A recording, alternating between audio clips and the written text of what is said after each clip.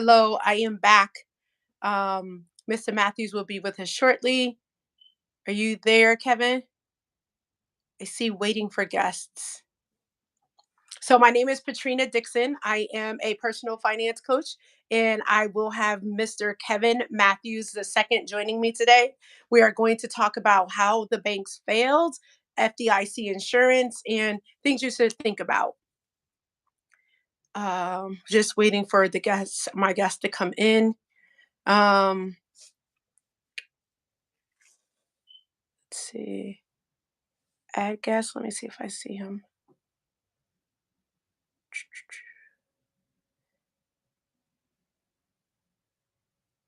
Let's see.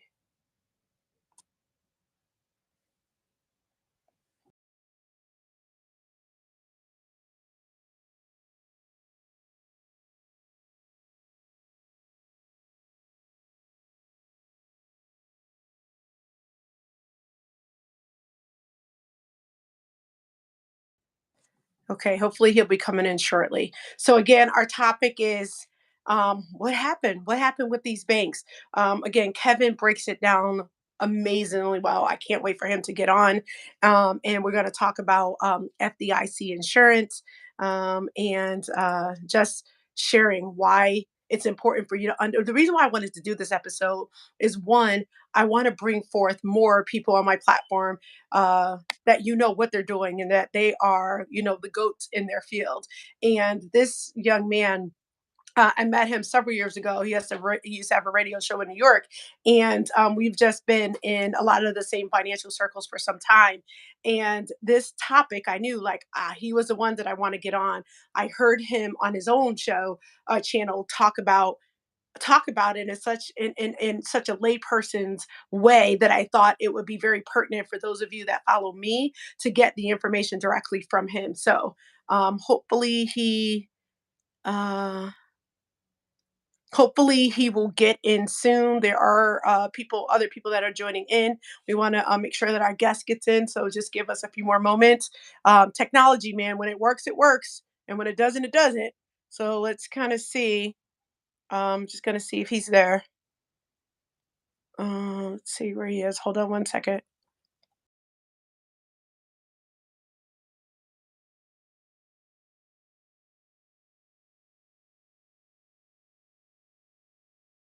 Is coming in shortly. And I thank you for your patience while you wait till we get him in. Again, I got to tell you, this young man is going to tell you in a very short period of time what this all means. And thank you. I'm glad you made it back. What is that? Brownie. Brown. Oh, the name went away. But thank you for making it back. I saw your name there that you made it back. Thank you for that. And thank you all for your patience as we get through this technology here. But he's coming in. He did give me a notice that he's coming in. So Kevin again will come in and we're going to break down what transpired. We'll tell you about some financial topics that you need to be aware of or terminologies.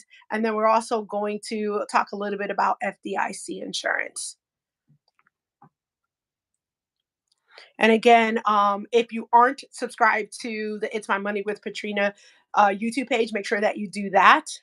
Wherever you see the subscribe button, make sure you do that. Oftentimes, I bring forth real quick hit information to help you with your personal finance, personal finances. And if you are a small business owner, I bring forth information about how you can get money for your business via grants. Oftentimes, when I have podcast guests on my show, I also bring forth that on my YouTube page as well. So, jam packed with a lot of information to help you along your financial and entrepreneurship journey. All right, let's see where he is. Hold on. I'm try to send him another.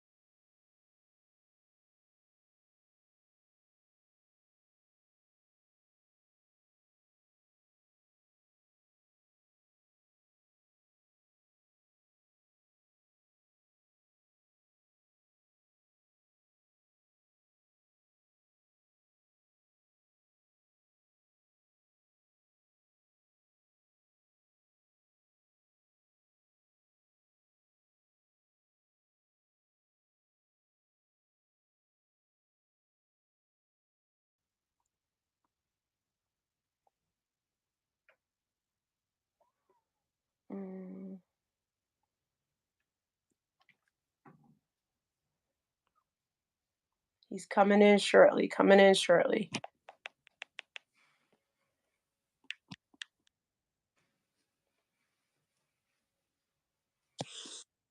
All right, technology, man. While you're waiting, and I see you all still here hanging in with me, thank you so much. Share it with others. Let people know that we're on. We're about to go. Well, I am live, but Mr. Matthews will be on with me shortly.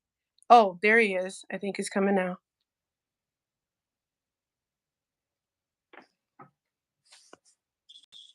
Oh, there you go. Oh my goodness. Woo, It technology, man. I it tell you, has been a journey. been a look at your sweatshirt. You better represent. That's what I'm talking about. I love it. So I appreciate those of you that are still rocking here with me. Thank you so much for being patient. We have our special guest with us now. I am so excited. Let me just restate who I am. My name is Patrina Dixon. I'm a personal finance expert. I help people with what I call their financial fundamentals. I ensure that you have a solid foundation within finances, like saving, budgeting, knowing where to save your money, how to earn best interest rates, and how to use credit responsibly, and how to earn money on the side with side hustles, especially when you can earn it passively. And with me for today's topic that so many want to know so much about, which is how did the banks fail, and what is FDIC insurance, and how can I insure money if I have more than what the insurance covers. I have expert, my one of my financial pals here, colleagues, Mr. Kevin L. Matthews II. What's up, Kevin? Nothing much. Thank you for having me. I appreciate it. Absolutely. Like, I told you and said before, the way I heard you break down what happened, I'm like, I gotta ask him if he can come on and share how he talks about it with the It's My Money community, because it was very easy to understand what you heard. And if you're not in this space like we are, people are like all over the place with it. So I'll just kick it off with the question: what the heck happened with these banks? Like, what happened with Silicon Valley Bank in California and Signature Bank in New York? hmm Yeah, so at the end of the day, we had what is called a classic bank run. And to figure out what a bank run is, it's basically to figure out what do banks do with your money. So when you go open a savings account, checking account, a bank says, hey, look, you put in 100, let me take like $20 and let me go loan it and give it as a mortgage or a credit card or a car loan or a business loan, right? Which means that you don't have $100 actually, right? So if you come in and say, hey, look, I need my $100 today, and bank says, I really have 80 because I loaned it out to somebody else. When you get thousands of people going to the bank, rushing to the bank and asking for their money up front right now, you get what's called a bank run because the bank does not have that money on hand. And it's basically whoever's last is the person that does not get their money. So you have enough people rushing the bank, asking for their money, and then that's how you run into a bank run and a bank failure. So, Kevin, before I have you continue there, I'd be remiss if I didn't say, tell the people who you are. Like, how could I not have said that at the top? Who is this wonderful guest that I have on right now? Who are you? Please give them the credentials to let them know you are the man to be talking about what we're talking about today. Yeah. So my name is Kevin Matthews the second. I'm obviously a Laker fan. We did not win last night. But aside from that, I am a best-selling author and three-time Plutus Award winner. I have a degree in economics from Hampton University and a master's from UT Austin. And my job is to make investing simple. I started my company, Building Bread, which is a company to help make investing simple and teach people the basics of investing way back in 2010. So I have an international audience at this point, and I travel the world both digitally and physically to teach people how investing works and how to make sure that it makes sense for you and what your financial goals are. I love it. I love it. Thank you so much for being here. So now you know why I have him on here. So now you talked about people all going to get the money that they have in the bank, and the bank has let you put money in. Now I went to go borrow some, and they gave me some of yours, and now you want your money back. And when people rush and do that, that's called a bank run, right? Mm-hmm. And tell us how, I guess collectively, when everybody goes to do that, how that then cripples the bank. Like you described, you put in 100, they gave me 80 of it, so they only have 20 of your 100 back, but you want your 100. What Mm-hmm. do they typically? when they don't fail? How do they try to fill the gaps before it comes to a situation like this? Yeah, primarily when how this works, and we've been doing this for hundreds of years now, right? Like how why don't we have more bank failures? Essentially, the premise is there are two things. One, banks are required by the federal government to have enough in what they call reserves, so they're never able to loan out 100% of your money because you ask for $1 and the bank is going to fail, right? But what the bank does is they use what's called the law of large numbers, to try to have enough people, because if you have $100,000 in the bank, $200,000 in the bank, you're unlikely to ask for all of that money all at once. And that's essentially how the game works.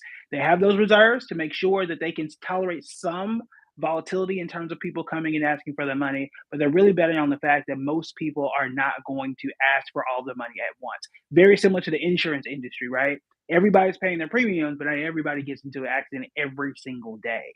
So it's kind of how they manage everything. Okay, people watching may know this as well. The government came and bailed these banks out. So they had all these people coming in there asking for their money. We know you gave an example of Roku that had a whole bunch of money in there. But Whew, the they did. government said, and we're going to get into FDIC insurance and what that dollar amount is, but why did the government do what they did for these banks? Why do you think that? Yeah, that's a great question. It's my belief that they did so to stop what's called contagion. What we don't want to happen is for one bank to fail that causes another company to fail, and it really spreads beyond just one or two banks. That's not what we need to happen. That's somewhat what happened in 2008, where it started with one or two companies, and then next thing we knew, it everything kind of fell apart. So what the Fed came in and said, well, hey, look, let me make sure everybody is made whole so that we don't run into a bigger situation. One example, like you brought up with Roku, you're only insured up to $250,000. Okay, that's 250,000. That's it, $250,000. Roku had 487 billion. I'm sorry, $1 million. $487 million at the bank, which is far more zeros and a lot of money that is uninsured, which is an issue. So when you think about it, that was 1/4 of all of the cash that they had. So Yeah. imagine taking your finances right now and divided by four, and you just get one piece left over.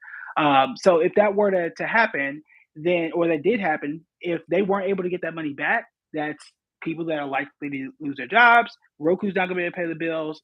Employees are not going to be able to pay the bills, and that's going to spill over into mortgages, car loans, and everything starts to get a whole lot worse, which is what the Fed wanted to avoid. Yeah. And so somebody asked the question, if you're still there, that if you heard what he said, money in the US in banks that are FDIC insured is up to $250,000 because that was a question. Okay. So now, as you mentioned, there are several depositors at these banks that had more than $250,000 in here, and the government came and made them whole, right? So, Mhm. what does that mean? Does that mean every depositor got all of their money back, or just the bank got all the money back in case those people want their money? What does that all mean? Made them whole? Yeah, so it means that if you had the account at Silicon Valley Bank and let's say, bank fails, so you can't walk to a physical branch, right? That essentially means that the federal government took over the bank and now they are issuing those funds. So if you had $5, they're gonna make sure that if you want your $5 today, you can have it. Or if you want to leave it alone, which I don't know who would do that, but if you want to leave it alone, then the money is going to be there. So if you did not have money that was insured, the Fed made sure that you had that cash available to you. Okay, and when people, I heard you talk about those that had their money insured, they got their money back by Monday. Did the uninsured people get their money in that same time frame, or are they still working to give them the uninsured funds as well? Everybody got their money by Monday. Okay, so now you all want to make sure that you hear that important point. So if you are a person that has under $250,000 in a banking institution that is FDIC insured, you get your money back very expeditiously, right? And then in Correct. this, those that had their money, the monies that were uninsured, that the government did go ahead and honor, if you will, or make them whole, they also got their money back, or have the option to get it back expeditiously. So that's really important to understand. So now Mhm. let's talk about this FDIC. Like, what is this? And $250,000. You gave a little bit of history of how we got there. Can you just expand on that a little bit? Yeah, so the FDIC is the Federal Deposit Insurance Corporation. It was created in 1933 by the federal government. This was a response to all the bank runs we had during the Great Depression in the 1920s and the early 1930s. And the limit has moved up over time. Back in 2008, it went from 100,000 to 250,000. And essentially, they guarantee that if the bank is a part of the FDIC insurance group, almost every bank is. I honestly have not found one yet that is not FDIC insured. But you'll see a sticker. You'll see it on your app. You'll see it at the bank. If you go buy a branch, it's usually right down the corner on every single banker's desk to let you know that that is the case. The way the insurance works, if you have 250,000 and below, you are guaranteed by the federal government to receive those funds should the bank fail. The rules of it is very simple. You got money at the bank, less than 250, you get your money back. So that's pretty much how it works, and there are ways to increase that insurance as well. Yeah, and I love that because I'm sure you heard this too, and you and I together heard this. Should I go and take all of my money about? We're like, no, no, no, no, no, no, no, no. And especially if you have less than 250, because you're guaranteed to get that money back. Now we know, the Greek freak, Giannis at the Milwaukee Bucks. He had 50 plus accounts even before this happened. So people are now saying, should they do that? So talk a little bit about that. Like, what are your options if you do have more than $250,000, or soon will, based on what you have going on in your finances? Yeah, so there are three primary easy options. Number one is just spread your money across different banks. Now, I don't think it is wise to have 50 banks, but again, Giannis got more money than all of us here today, and he has a team of lawyers and all types of stuff to keep all that stuff in track. The I, reason why oh, I'm sorry to me cut you off. I think I read he has 56 to be exact, almost 60. There you go. every new contract he signs, he gets another one. But the reason why I don't think that is wise for the average person is just because should you leave stuff behind, that's a lot of different passwords, a lot of different banks, a lot of different paperwork for people to go out and find wherever your money is. Also, that's millions upon millions of dollars at that point in time if you got that many banks. So that's number one, but you can do that. Having two or three banks, very easy to manage, and you're going to get 250 for every single bank that you have. So that's one easy way. Number two, you can have what is called a beneficiary, also known as a payable or transferable on death. You get extra protection for every single person that you add on the account. It's a very easy legacy planning tool as well, so that my bank account doesn't go through probate. So, for example, if I have myself, my wife, and let's say four kids or three kids. So that's five people total, right? Me, wife, three kids. Five people, that's $1.25 million in FDIC protection at one bank. Now I can do that at three or four more banks and continue to increase it, having those beneficiaries. And then the last option is to have joint ownership on a bank account. So I can have myself, my wife, we get $500,000 that way. Each has pros and cons. If you got a joint account, that person has access to it. They can deposit, withdraw, do whatever they want. So make sure you have someone who's trusted. And then in the beneficiary option, they don't have control, but obviously everything will pass to them and increase your insurance in the event that something happens. So let me ask you a question on the third option. So, he just broke down three different ways that you can insure your money if you have more than $250,000. Now, on that last one that you mentioned, if you have money at Bank X, right? You have it in an account, and then you and your spouse have another account. Is that what am I going to do that quick math? What is that? Is that $750,000? Meaning that one account that you have by yourself, you have 250,000, and then that separate where there are two of you on, it's 250 for each, or is it No, because it's the same bank? That's not the case. It's just no, the that two. would be correct. It's And it's what? all about the account. Yeah, it's all about the account titling. So I could have, one that's just me, and then a joint with the both of us together. That would be 750,000 total. Okay, okay, that's what's up. So in that situation, that's another type of account, so you can have it at that same bank, which is good. And then Kevin just shared with you adding your beneficiaries on. That's another way. And I loved how you entitled it legacy planning, because a lot of people are trying to build wealth and they're doing legacy planning. That's a great way if this is the some types of money you have liquid like that you can do it in that way. So that's Hmm. I said that. So now, the other thing that I wanted to quickly talk about, we got this question before as well, is FDIC insurance is for banking institutions. A lot of people have money in credit unions as well. Do they have the same? So I know that they have their own insurance, so the National Credit Union Administration, or NCUA, right? But do they also have the various different options like you just mentioned with FDIC? Do you know that? Yes, they have very similar title options as well. So Oh, the the technical definition is different. Like you said, it's a different acronym. yeah. Protections are the exact same. You can tell them the exact same way and get those same protections. Okay, great, great, great, great. Now, a lot of people, even those that have less than $250,000, or less than the 400 and something million that Roku had, they're like, "What should I do? Oh my gosh, should I go take my money out?" So I know you're saying yes, but they're still saying, "But I'm uncomfortable." How do we ease the thoughts and the anxiety that some people are having right now, because they just don't know what's going to happen next? Like, is it going to be another bank? And what's your thought on the last part? Will there be more banks that are doing this? And then what should people do? Yeah, so it's really difficult to say. I mean, we just heard about First Republic Bank 2 days ago that they did not fail, but they did get a loan of like $30 billion or whatever it was. So a lot of banks are taking extra precautions now. So it's really difficult to say when and if there'll be another one. If there is, though, it is very likely to be a smaller regional bank. So not like your J.P. Morgans, your Bank of Americas. That's very, very unlikely to happen. But if it's a smaller bank, that's probably where I would put my money to bet that that would occur. Okay. If the to relax your fears for those that have it, number one, it's okay to have that fear. It is natural to have that fear based on what is going on. The key thing is this: remember, they got their money in 2 days. Mhm. Okay, and now we've done this before, it is likely that the next time, should it happen, you're probably gonna get your money a lot faster.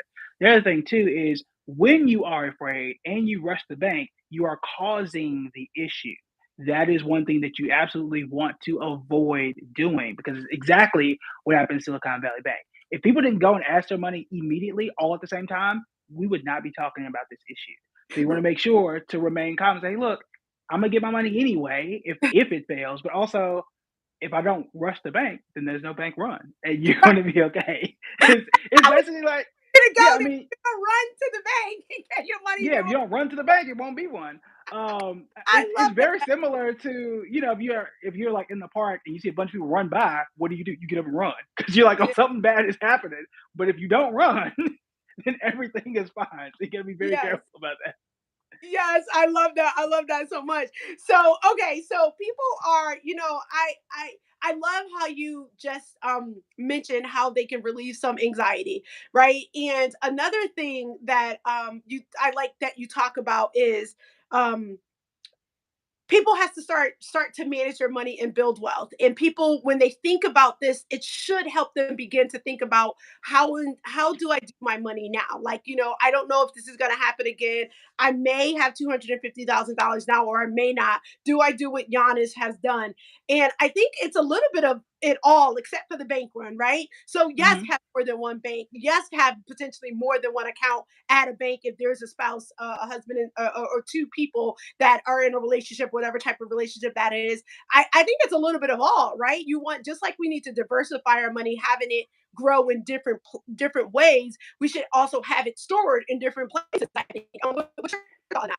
Yeah, yeah, I totally agree. For me, I've got 5 accounts, and I've Yeah, almost always had 5 accounts, just because one, it's just easier to have different things in different places. So I got an account just for travel, I got an account just for bills, one just for saving, and yeah, all at different banks, so I can tell the difference between the debit cards for one. yeah, So that's one way.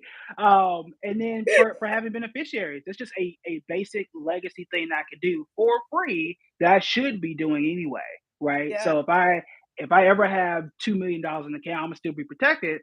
But on the way there, right, I still want to make sure that I have those options available. So for me, I think you should always have more than one bank, and not just for bank failures, but what if your password gets locked? What if your identity is stolen from one bank and somebody gets one password? At least I can still have some money somewhere else, right? As opposed to everything being locked up in one particular place. Yeah, absolutely. And I'm getting this question. I got this after you and I talked before. I got this even preparing for today. Is why did they do it for this bank? Like, why did the government come and swoop up and take care of these particular banks and these particular depositors? What's your thought on that?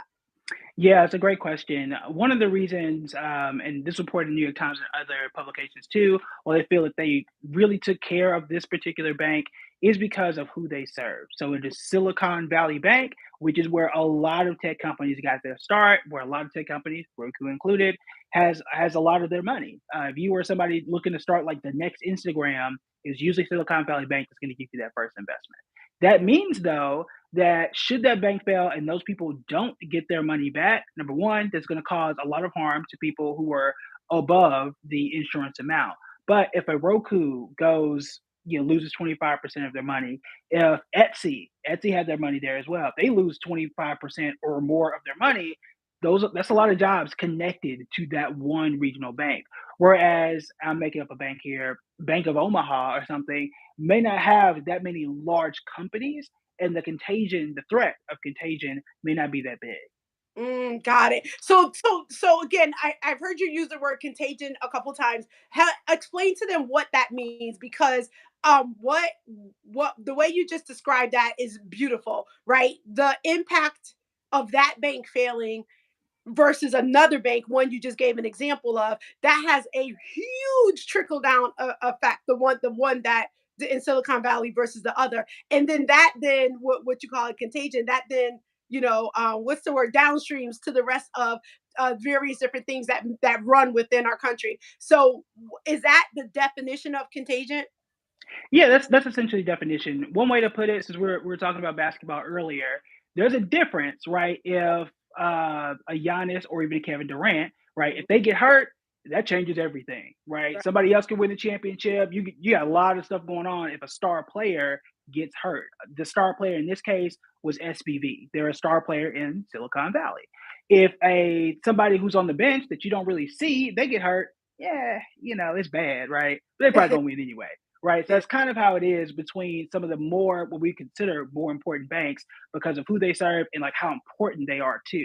The other thing too is if Silicon Valley completely went bankrupt and failed beyond the insurance, there are other companies that are looking for funding that would not have it, right? Not being able to make payroll and everything else in that particular region of the country.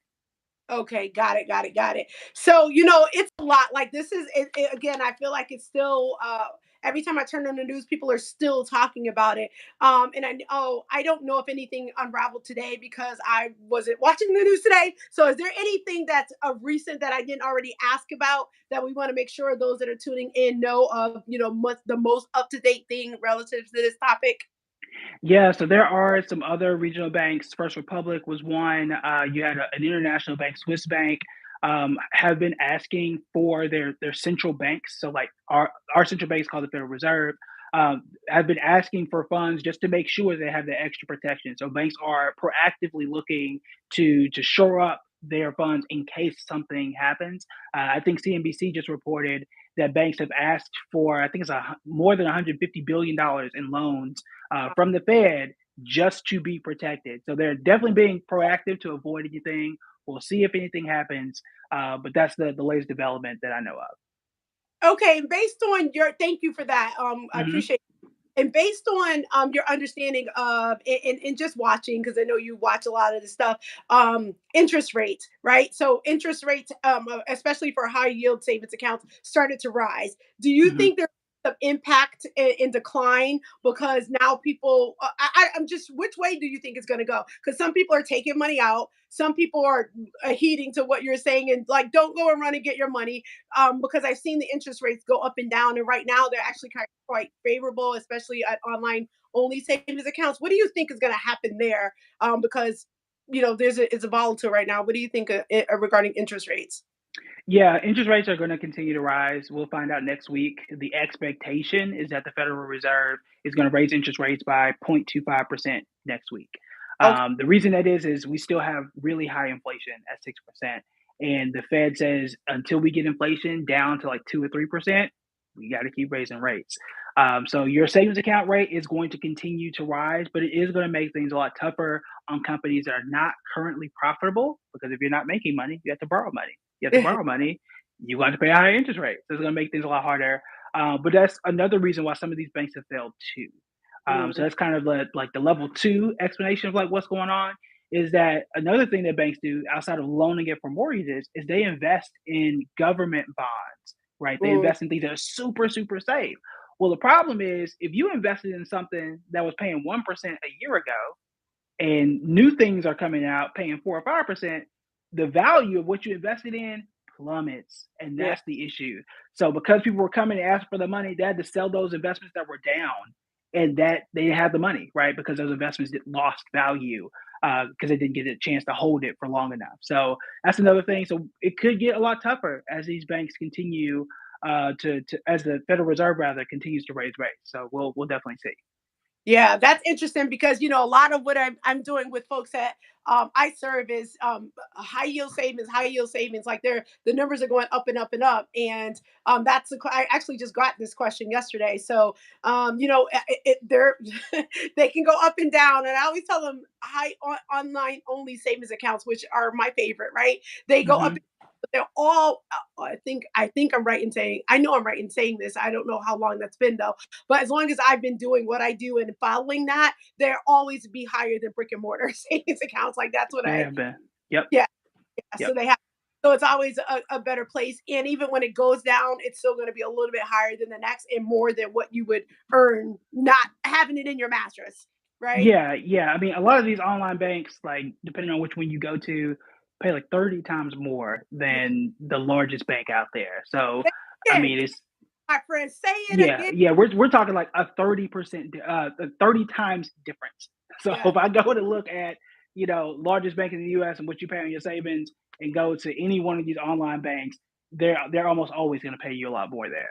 Yeah, and I tell people if your money, so savings accounts are not supposed to be your operating accounts. Put your paycheck in or whatever, and writing for your bills, etc. If you have money sitting for vacation, retirement, school, college, whatever it is, why not earn money on the money that's just sitting there? So the longer you keep it in, to the point we talked about, when there's not a bank run where people are going to request it all out, you got yours in there as long as you can get back what you had. Once you earn that interest, it doesn't go away. It may Right. or like what you got in there, the potential for earning may change, but what you've already earned is yours, right? And if you want Yeah.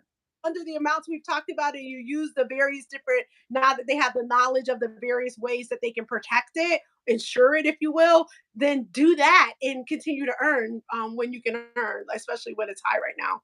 Right. Absolutely.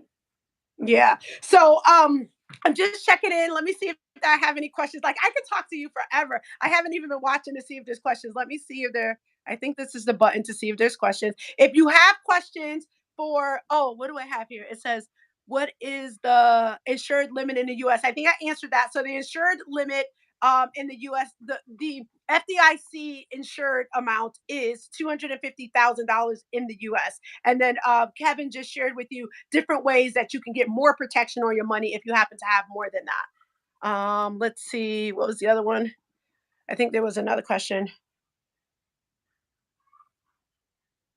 Oh, they said I might get tossed out for this, but I'm going for the Celtics. I saw that. Oh, you saw it. All right. So if you have any questions, please drop your questions. We won't hold Mr. Matthews if we don't need to, but if you have a question, please drop your question. This will be on the YouTube page, so you can go back and take a look at it if you wasn't here the entire time. Let me just do one more look.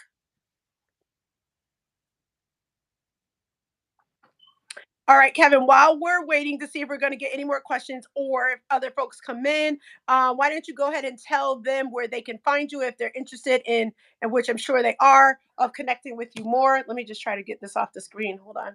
Mhm. I But don't. where you do that, you can find me at all things social media at Building Bread or at buildingbread.com. You can find me here on YouTube at Building Bread, where I drop brand new videos every single day, Monday through Friday. All right, great. And Bill, how did you come up with the name Building Bread? I remember you telling me the story. How did you come up with Building Bread? Yeah, so I don't know, what was I, 19, maybe 20 when I did it. But essentially, bread is another metaphor for money. And my thing was I wanted to build it. I wanted to create it and create, just like you would build a building, right? You create plans, you have a process, and you make sure that you see that process through. So that's the concept behind the name. Wow, nice and simple. I love that there. And I'm loving the purple background. I saw the comment about that somewhere as well. So loving that as well. Thank you. All right, so let me just make sure I got all the questions that I had prepared for today's session all taken care of. You did answer. Did you answer how similar or different from 2008? We touched on it briefly.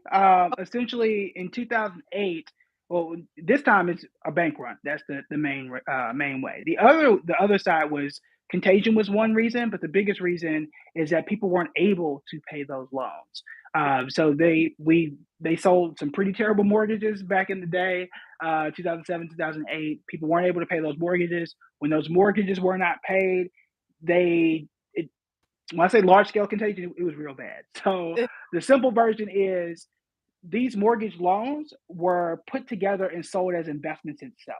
So you got the mortgage loan that people couldn't pay, and then you had investments based on those mortgage loans. People who invested in those mortgage loans included pensions, cities, states, and individuals. And once those things started to fall apart, people couldn't pay, banks go under, then those investments go under, and people couldn't get their retirement money either. So that is kind of how things kind of really exploded. The Big Short is a famous movie on it that breaks down everything there. But for example, we talk about contagion. It wasn't just Washington Mutual Bank; it was the city of Detroit that went bankrupt. Right? It Mhm. was Ford, GM, like they all went through it, all based on this investment that went pretty badly and was contaminated and went throughout the entire economy at that Okay. All right. So very different. And time. different than what we're experiencing right now. Yeah. Very And hence different. why you described earlier the government doing what they're doing so that it's kind of stop the bleed, stop the contagion, I guess, if you will, by doing. Exactly. Yeah. Yep. Exactly. And hopefully, you all, as you hear this, that will, again, relieve some of your anxiety because I know there's some question about why they did what they did for this particular bank. Kevin has done a great job explaining why, but then that also should give some level of, I'll call it comfort because that happened. There isn't the trickle down effect. So what would be scarier if they didn't and then people are scurrying around and people not being able to be paid, then they can't pay their mortgages and their car payments, and then it'll be all these other things. So Hmm. that actually was um a good thing that that happened overall. So, and Yep. go back and listen to the reasons that he described earlier. So Mr. Matthews shared with you what happened, what a bank run was, also FDIC insurance, and why that's important, and then three different ways that you can cover your money that's over 250,000, and one that's considered a way to do your legacy planning as well. Yep. And credit unions, their insurance, which is the same and at the same dollar value, $250,000, is called NCUA. So if that's where you have money and have the eligibility to be in more than one credit union, you want to make sure that they have that, and that's called National Credit Union Administration, or NCUA. And I think that's about it. So, Kevin, again, I'm going to put your website down below. He has great things on his YouTube channel as well, so that you can go in and take a look at the pieces of information that he shares to help you better understand things that are going on in the financial and investment world. And how many did you say you do a year? 250. 250 200, videos a year. 202. Did you hear that? I'm trying to keep up and do two. No, he does 250 a year. Oh my God. What's the frequency for which you publish? Monday through Friday. Oh, Monday through, oh, okay. How, what am I? Oh, because it's not the weekend. So I'm like, wait a minute. Yeah. Yeah. Not the weekends. Yeah. So Monday through Friday, he does 250, y'all. 250. That is a huge undertaking to come forth every day, Monday through Friday, to bring forth information. So make sure you go and check him out because the whole saying, when you know better you do better. So when he's coming to help you know better, you want to make sure that you go and get that knowledge that's put out there for free, right? YouTube Yep. is free to check out. So Kevin, thank you for what you do. Thank you for 250 of packed powerful information to help people be better about finances and investing. I appreciate you for doing that, and I appreciate you having conversations with me for my community of the It's My Money Squad. Thank you for that. Yes, thank you. You're welcome. Make it a good day. All right, you too. All right. Bye.